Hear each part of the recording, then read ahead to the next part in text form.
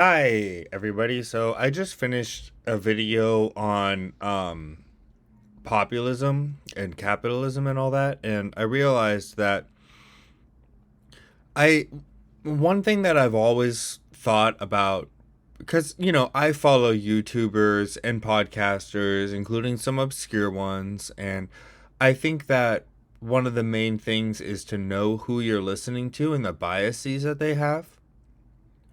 And you want to listen to people who are upfront about their biases, or at least I do. So I thought that what I should do is make a quick primer episode that will go up both on the podcast and YouTube channel, where I kind of just talk about what my biases are. And I tried to do this in December, but I think that I'm better prepared now in February. So I just kind of wanted to go over the whole political spectrum so that you kind of know the lens that I have and where I'm coming from. So I was thinking I could just go through issue by issue um, as they come up in my head. So on economics, I am a typically I'm a pro welfare capitalism. If you really had to sum up my vision for the best, it's not what I consider a utopian economy, but I consider it the best achievable economic model is a welfare capitalist society. So that means support for companies, support for entrepreneurs, supply side support, so that you can take some off through taxes and provide it to the overall people, which is kind of so that's pretty much the standard like center left view of economics. Because I do think that there so the reason why I say that I'm a libertarian leftist instead of authoritarian leftist is because I believe that rights are something that you are born with instead of something that the government gives you. That means that I approach a lot of issues from the perspective of the government can't provide you with the right to safety, for example, because safety doesn't exist in nature. So you can't have a right to something that requires other people in order for you to have. Otherwise, you're saying that those people are, basically forced to, or like dutifully bound to provide something for you. So that is why, for example, when they say healthcare is a right, I believe I believe in universal healthcare because I believe that it's affordable, achievable, and sensible and logical and efficient and makes sense. But I don't believe that it's a right. Because it's like, how could something that's not free be a right? That doesn't make sense. It just doesn't make sense. The only things that can be rights are things that you have, such as the right to seek health care. That's a right. The right to seek health care is a right, for sure. If the government said you're not allowed to go look for a doctor, then they're infringing on your rights. But if they say that we're not going to give you a doctor for free, that's not infringing on your rights, in my view, because I don't believe in. I forget the exact terminology because it's been too long since I was in formal school, but I believe that it's positive rights versus inherent rights, or some phrasing like that. So a lot of leftists in the United States, they don't believe in my view of rights. They believe that, for example, something like healthcare is a right. And that's because they believe that human dignity is a right. And that they believe, this is what I'll just segue really quick into what like left wing Americans believe, like why healthcare is a right in their view. Because human dignity is a right. And if you're dying of a simple bacterial infection outside of a hospital in the richest country in the world just because you don't make enough money, that is an infringement on your right to dignity. But I mean, for me at least, that's the argument. That's like the closest argument that's like the most convincing argument for it that I've heard. And that does make sense, but it's why I believe in it. I say I believe in universal health care for like just because I believe it's sensible, but I don't use the phrase that it's a right. So rights for me are sacred and you're born with them. So what are they? Well, there's a lot. There's a lot. It's anything that you can do. Anything at all. So the government in the United States, it takes away your right to power. And that's something that we all consent to. And we give power to the state so that they can enforce laws. But you don't have a right to go rob your neighbor. And your neighbor doesn't have a right to come rob you. So you don't have a right to autonomy, like to perfect freedom. And that's part of the social contract that we have in this country. And you're born into it.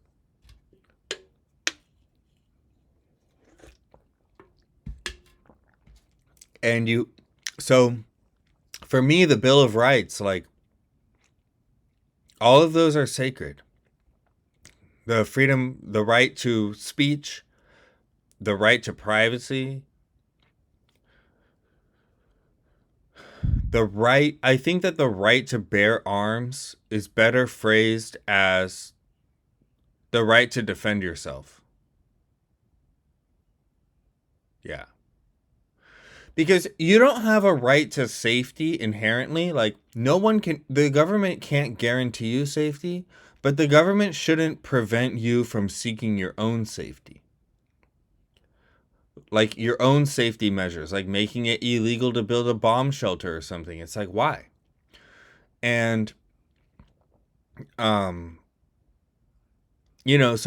you can't use, if you want to know my biases, I will never, ever use aggregate figures or statistics to say that a right should be taken away. So the fact that the right to bear, this isn't even true, but let's say it was true that, guns were used for murder, illegal criminal murder, more than they were used for defense. Even if that was true, that doesn't mean that the government has a right to take away something that can be used for defense reasonably. Like, obviously you don't have it's like, so the government can take away your right to have a nuke or a machine gun, but they can't take away your right to have, a bat or a lock on your door. And it's all about where it falls. That's why I like, a lot of the Second Amendment arguments. Like here in California, 30-round magazines were briefly legalized by a judge.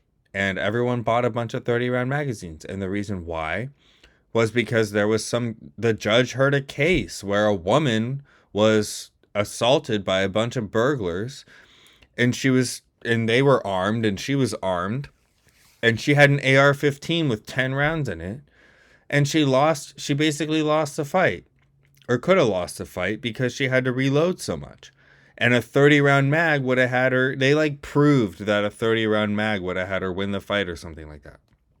So what I mean is that I will never come at a right from the direction of aggregate statistics. I don't care what a right costs to society unless it's extreme. It has to be extreme.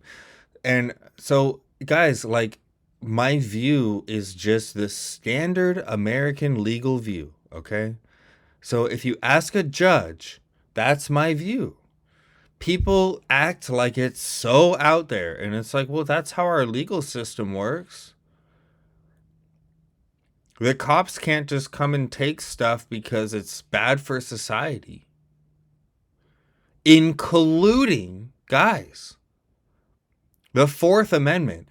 I think the Fourth Amendment has greater cost to society than the Second Amendment because it allows for so much trading of illegal things, including like child pornography, because of encryption, your right to privacy, your right to not have the police come in and search for evidence of abuse, your right to not have the government come in and search your phone and figure out what you've been doing. That costs so much. Ask any law enforcement person or watch any mob movie and you'll see how much the Fourth Amendment costs us, and I don't care. And neither do our judges. And that's why we have those rights. It's the only reason why we have them. So that's my bias. That's the direction I come from in regards to rights. All of them, like I said. Even the third. You don't have a right. Soldiers don't have a right to your home. So, and the fifth costs us a lot too. Guys, we talk about how expensive the Second Amendment is. The Fourth Amendment and the Fifth Amendment, you want to know how much bad, you want to know how much evil that enables. That's the phrasing I'll use. Like, how much evil is enabled by the Fourth and Fifth Amendments is crazy to think about. You can look at any rape case of, like sexual assault cases, like organized crime cases. Basically anything where the criminal wasn't caught red-handed and there isn't a video. So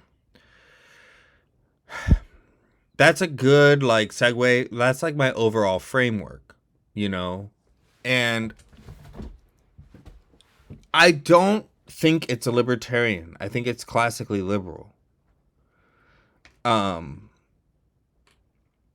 Because I feel like libertarians, here's why I'm not a libertarian. I'll segue. That's like a two-part of like why I am libertarian and then why I'm not libertarian. The reason why I'm not libertarian is because I do believe that mankind is born with a duty to society. And that's because I very much believe Aristotle's opening words in the Politics, where he says, man is a political animal, and he who exists alone would either have to be a beast or a god. So I don't believe in the idea of the self-made man. There's no such thing. The self-made man wouldn't even be able to talk. Who taught him English? Who taught him how to speak? The self-made man would be like Tarzan. There's no such thing. So everybody is subjected to the forces that they were born into. Like, everybody is born somewhere and inherits. Part of your being as a human is your societal obligations, your duty to others, because man is a political animal, and I think that is demonstrable scientifically, logically, historically, So that's why I believe that taxes aren't theft, okay? So why I'm not libertarian is because I don't believe taxes are theft. As society gives unto you, so you give unto society. And if you think that society has never given anything to you, then watch Tarzan,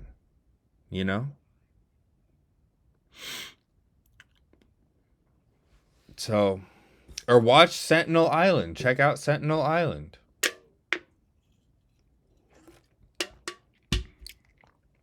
So, yeah. I don't believe in the idea of the self-made man. And that's why I'm not a full libertarian. But I do believe in sacred rights. Now, for that, I'll segue into what I mean by sacred. So, my bias, I am not religious, really. I oscillate between how religious I am. I used to be, okay? I went through a phase. I went through a phase where I was evangelical Christian in youth, and then that went away when I was about 13, 14, and then I was very, very aggressively, well, I was just like a standard agnostic for until I was like 18 or 19, and then I was very, very anti-Christian for a long time. Um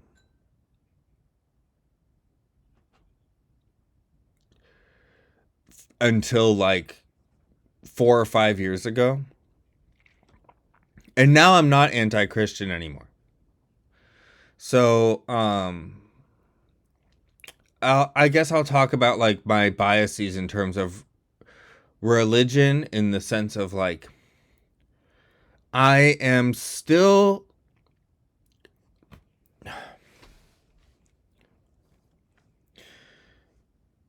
my personal faith is best described as agnostic. And I believe that Christianity, or at least the story of Christ, the story of Jesus, is a useful medium to communicate a lot of spiritual truths.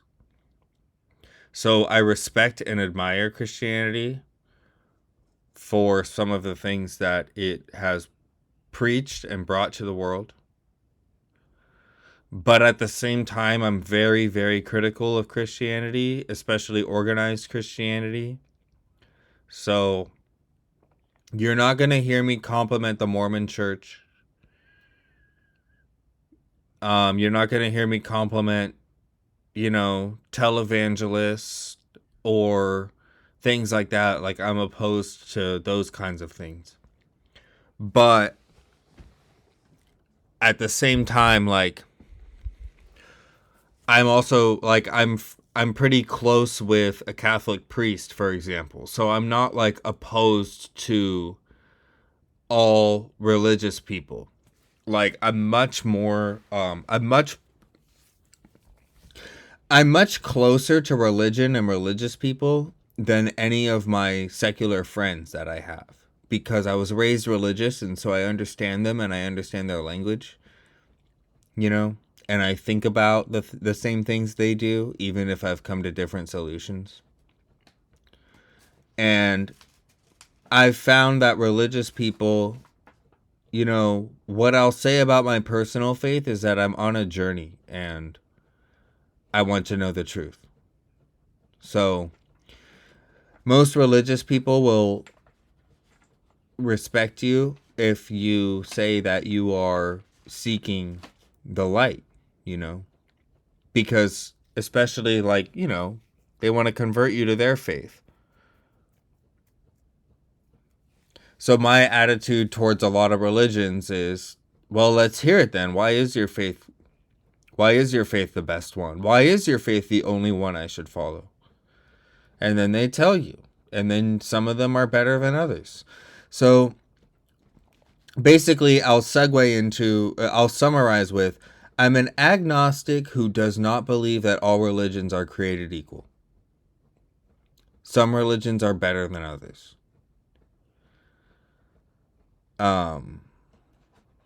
And the more organized a religion is, the more problems it can have. But at the same time, Heaven's Gate and Jonestown were not organized. Really, especially not Heaven's Gate. So you can have dangerous religious groups that lead to death that are that are not organized or centralized or big or large, Like I think in modern times the Catholic Church is an overall positive force on the world and humanity, and that's a big statement, but that's why I'm friends with it. I probably couldn't be friends with a Catholic priest if I didn't at least believe that. So I do believe that the Catholic Church is a positive force on the world, especially in modern times. So, you know, so that's like my views on religion. So by sacred, when I say rights are sacred, I mean that they are granted to you by the human condition.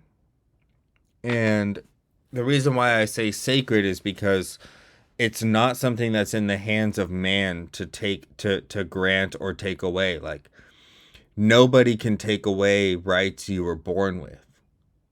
Nobody can take that.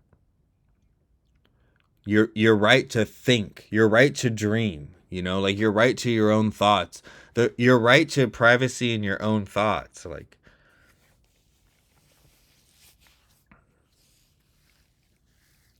those are natural. So I do believe that there are natural rights higher than just the social contract. I don't believe that rights are restricted to a social contract. I believe that a social contract has to encompass all natural rights as much as possible. And I believe that what a social contract does is tries to enshrine natural rights with a reasonable amount of safety provided. Basically, you give as many natural rights as you can. So with that, I can kind of rapid fire because that's like my overall ideology. So if you know that, it's kind of easy to tell where I'm going to come from. Like, am I going to be pro-Trump? No, I'm very anti-Trump. But at the same time, Ben Sasse is probably my favorite senator. So I'm in that weird space where someone like Ben Sasse can be my favorite senator, the most conservative senator in the Senate by his voting record. But then I'm more anti-Trump than most Democrats even. So I have some, but that's because of my views on rights and natural rights and law and how our society exists and what our goal is and everything. My outlook. So I'm in that kind of weird space, like so I like Ben Sasse more than Obama, but I like Obama more than Trump.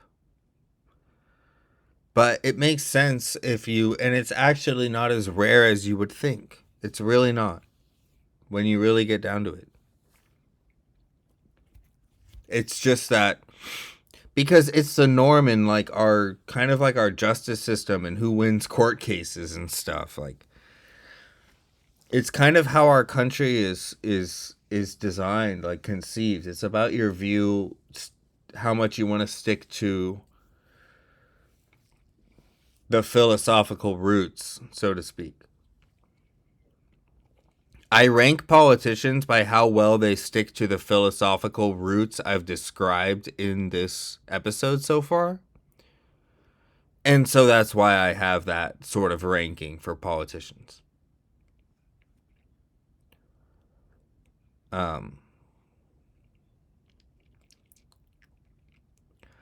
So I guess I'll go through some quick like political issues. So like abortion, for example. I'm pretty agnostic on it. Like, I can't say. I think that it's a conflict of natural rights that's brought about by nature itself. If I had to summarize it, it's a nature bringing about a conflict in natural rights because of the nature of pregnancy. So I think that for me, I'm agnostic on the philosophical roots of the issue, Legally, I think Roe v. Wade is pretty flimsy legally. And so I do believe that probably abortion should be decided state by state. Probably. Probably. But if I was on the Supreme Court deciding Roe v. Wade, I wouldn't know for sure. I really wouldn't. Going into it. So that's where I'm at on abortion. Guns,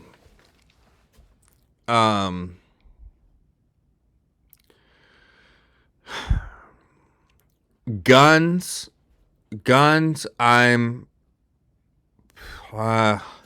well, as I said, I believe that the right to bear arms is like a natural sacred right, but at the same time, I don't believe that that right exists in a vacuum. No rights exist in a vacuum because man is a political animal. So I don't think that you have, I don't think you have a right to a nuke. And I think you have a right to a baseball bat. And the argument comes down to, well, where does a handgun compare on that? And where does a machine gun compare? And where does So for me personally, the Second Amendment, I talk about it a lot because I am pro second, certainly. I believe that the Federal Firearms Act from the 30s should be repealed. So I believe that suppressors and full auto should be legal to own for law-abiding citizens.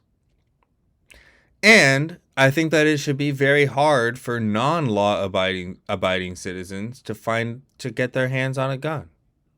So basically, I think law-abiding citizens should be able to get pretty much whatever the hell they want, and criminals shouldn't be able to get anything no matter how hard they try. And our laws should be designed to make that a reality. So that's the Second Amendment. The Fourth Amendment, I'm less into, I'm in between a full privacy technophile and Bill Barr. So like Bill Barr doesn't believe in much of a right to privacy at all. Former Attorney General Bill Barr. And then, someone like a crypto enthusiast might believe in pure and utter privacy. Like in everything.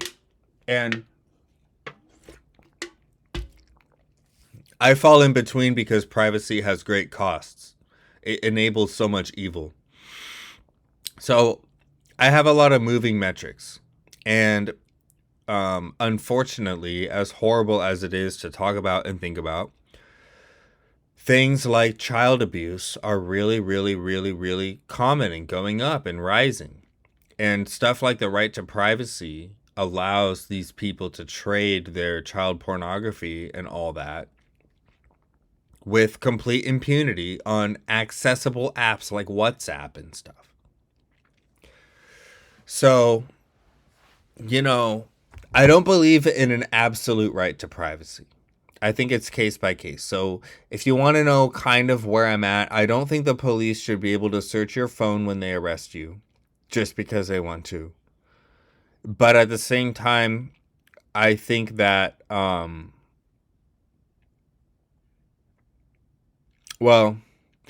don't know how you should legislate end-to-end encryption, but I do think that end-to-end encryption has very real, serious cost to society that people don't want to talk about often enough. And also for totally anonymous cryptocurrencies like Monero. There's a lot of evil committed with those technologies. So, yeah. And then if you want to know like freedom of the press, like the First Amendment, like big tech and all that. Well, the First Amendment covers a lot of stuff, but freedom of the press, I think that Twitter should have banned Trump probably in like 2014, 2013, whenever he started his Twitter. So I don't mind like that kind of stuff, platforms controlling their platforms. But at the same time, I do believe in the decentralization of the internet and that it's too centralized. So basically, Twitter should have the right to ban Trump, but it shouldn't matter as much as it did for like someone's Twitter shouldn't it Twitter shouldn't be as big as it is, but it should have the rights to do what it did. So it has the right to do that, but it's too big, and we can control how big it is by our laws because corporations are nothing but a legal construction. So like I don't have a philosophical bias towards corporations. I just believe that it's the best way to run society is by supporting both the supply and demand side instead of just one or the other. So on economics, yeah, like I'm center left. So a lot of my views are center left. On immigration, I believe that the United States should welcome all immigrants from all over the world. And I don't really believe in that hard of vetting, honestly. I feel like if someone's willing to abandon their life to come to a country that's as metal as America, where like you have to remember these are people who are willing to leave everything they know behind in order to come to a place where the only way to make anything of yourself is to make something of yourself. So that's already a pretty hard vet. You're not going to get that many applicants who are losers off the bat from like the other side of the world, you know? But a gangster from right next to the border shouldn't be able to just walk over whenever they want to. So I believe in a secure, well-controlled border, but an overall disposition of openness toward immigration. But I certainly don't believe that it should be lawless. And I certainly don't believe that we should just let everybody in. And I certainly don't believe that we should just let everybody in on the southern border. I think that it needs to be fair. And a lot of that is influenced by my own biases because, like, my mom's Brazilian, and so I know how hard it is for her family to get in.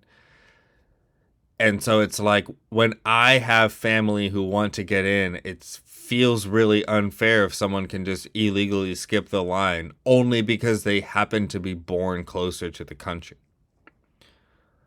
I don't like that. So I like openness to immigrants, but secure and controlled. Man,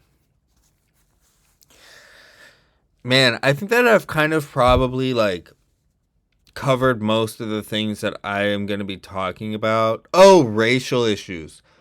So with racial issues, I believe that like racial issues in the United States. Um I'll start with something like affirmative action. I believe in the reason I understand, accept, and agree with the reasoning behind race-based affirmative action. But I believe that it infringes on the rights of people, especially Asians, to be judged, um, to not be judged according to their race. So I believe that there's kind of a conflict there. But I do certainly believe, like, for example, I do support Colin Kaepernick kneeling for the anthem. But I don't support most of the. I also think that BLM, for example, about a lot of the cases that they promote is wrong a lot of the time. So, like, for example, you know, you're not going to hear me say Kyle Rittenhouse should be in jail. And you're also not going to hear me say that Colin Kaepernick should have been fired. I don't believe either of those things. I'm like in the middle. Because I think that there are a lot of cases where, you know, things are misconstrued, and what comes out in court is often very different from what comes out on social media. And I think that people can jump the gun. But overall, I believe that BLM as a broader movement is correct about America and its history. And I didn't like come to that position like naturally, because for me personally, I've always identified as mixed race because, like I said, my mom's Brazilian. So I'm half white and then half Latina. Or I assume I'm either Hispanic or Latina is the proper term for Brazilian. As if anyone even knows that stuff. But so I always sort of thought of myself as like an outside observer, but at the same time I'm basically white. And for a long time I wasn't sympathetic to BLM at all, like at first in the beginning, because like I looked at some of the cases and I looked at like the legal documents and stuff, and I saw that things were just not being portrayed honestly. But all political groups are like that. Of course, they're trying to sell a narrative, with everything. But basically, I don't believe that the police are. I think that it's incredibly rare for a cop to specifically target someone because they're black. But I also think that it's common. I think that it's almost universal for a police officer to treat a black person differently, even if the police officer is themselves black. So, yeah. So profiling, is really bad, really bad. And I think that this is the thing, guys. I don't believe in the self-made man. And so I don't believe in the self-unmade man. So when I see black Americans struggling more than white Americans, I don't blame black Americans. I blame the society. Well, what happened? You have to ask, well, what happened? How did that happen? It's kind of like if everybody with blonde hair was richer than everybody with brunette hair. Wouldn't you want to ask, like, well, how did that happen? Something must have happened. And yeah, something did happen. And we still are experiencing the effects. We still are. It's ridiculous to say that we're not. The men who killed Arbery, the men who shot Arbery were not arrested until 3 weeks later in 2021 in America. So, yeah, So yeah, I guess I don't even, but at the same time, I don't always support literally everything that racial activists say. So I find myself disagreeing with what racial activists say a lot, but there's like but at the same time, I find myself agreeing with their overall message. So like, if you want to know like where I'm at on like critical race theory in schools, I think they should teach it. So like in Virginia, I wouldn't have voted against the Democrats because of critical race theory in schools. What they call critical race theory. I think they're just teaching the truth. I think it's like, well, yeah, I mean, it's like teaching gravity theory, That's how I feel. So cool. So I think that's like a pretty good segue of like what all my biases are. And then that's like a good thing. Like you should know this about everybody that you're listening to, Like I try to know it about all the people I'm listening to, because otherwise you're going to be influenced by those biases. So cool. Thank you.